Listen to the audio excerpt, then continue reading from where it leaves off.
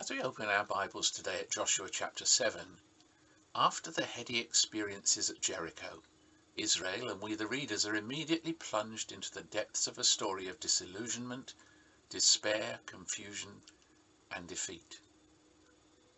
In order to help us understand the point of this chapter, the author has provided us with 3 keys to unlocking its meaning. First of all, he lets us into a secret of which the actors in the story were at first unaware. He tells us in verse 1 that the Israelites acted unfaithfully in regard to the devoted things. We're even told the culprit's name, Achan, and the Lord's response. His anger burned against Israel. Secondly, he carefully crafts this story around another chiasmus, which places the emphasis upon the second part of verse 12. This will assist our interpretation of the chapter. And thirdly, just as verse 1 lets us into a secret, the final verse indicates all this is to be understood as an object lesson. With this in mind, we can explore the chapter as a whole. We might begin by saying that if the Canaanite prostitute acted faithfully, here's someone who should have known better, an Israelite, failed to do so. But Joshua is at this point completely unaware of this. Thus he goes about his routine business as a military commander. As before in chapter 2, spies are sent ahead, and their report emphasizes the insignificant nature of the task immediately ahead. They conclude that not all the people will have to go up. Joshua respects their knowledge and advice, and we are told only 3,000 men went up. Some query Joshua's strategy here. They suggest that Joshua acted without any command from God, with self-confidence and prayerlessness, but we should be careful not to read into the story something that's not there.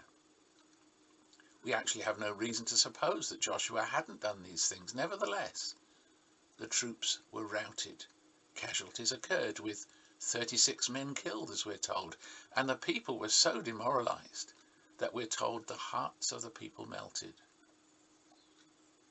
Small wonder we learn that Joshua tore his clothes and fell face down to the ground, and all credit should be given to him and the elders of the people that they took their bewilderment to the ark of the Lord.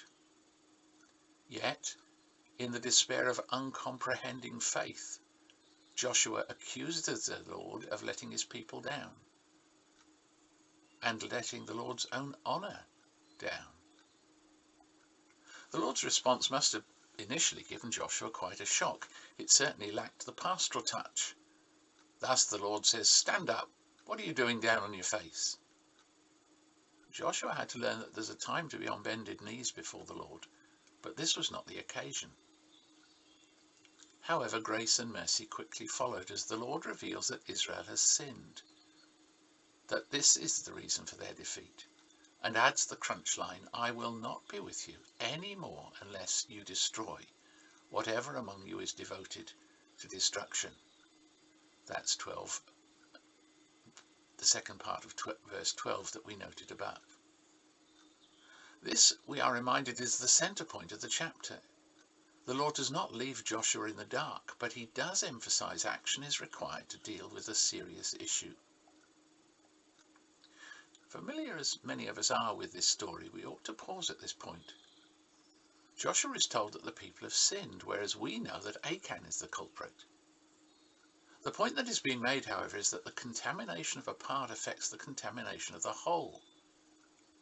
Further, Israel had to learn that to retain the Lord's presence required they took absolute fidelity to all that he required, with the utmost seriousness. The Lord is not a mere talisman. So action is demanded, which stresses the complete purity among God's people as a prerequisite for covenant fellowship between the people and their God. Indeed, the Hebrew word translated disgraceful thing in verse 15 is usually used in the context of sexual sin.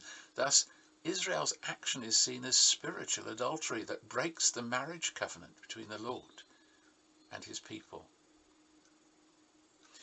Again, to Joshua and the people's credit, they don't beat about the bush. They act immediately, follow the Lord's instructions to the letter, and Achan is forced out into the open and exposed as the culprit. Joshua's response is remarkable. Whatever his personal hurts, the pain of bereavement, the unnecessary loss, or his sense of outrage for others, his words are tender. He speaks of my son, and he does not dwell upon his feelings, but the Lord's honour. This evokes Achan's confession, in which the psychological process of sin is set forth masterfully. I saw, I coveted, I took, Achan reveals in verses 20 and 21. The items that attracted Achan were a substantial hoard of silver, a large ingot of gold, and a sumptuously woven princely-style robe, such as were known among the chic and wealthy in the ancient world. Wealth and honour had snared him. However, pathetically, Achan indicated he could not really enjoy them. They're hidden in the ground inside my tent, he says.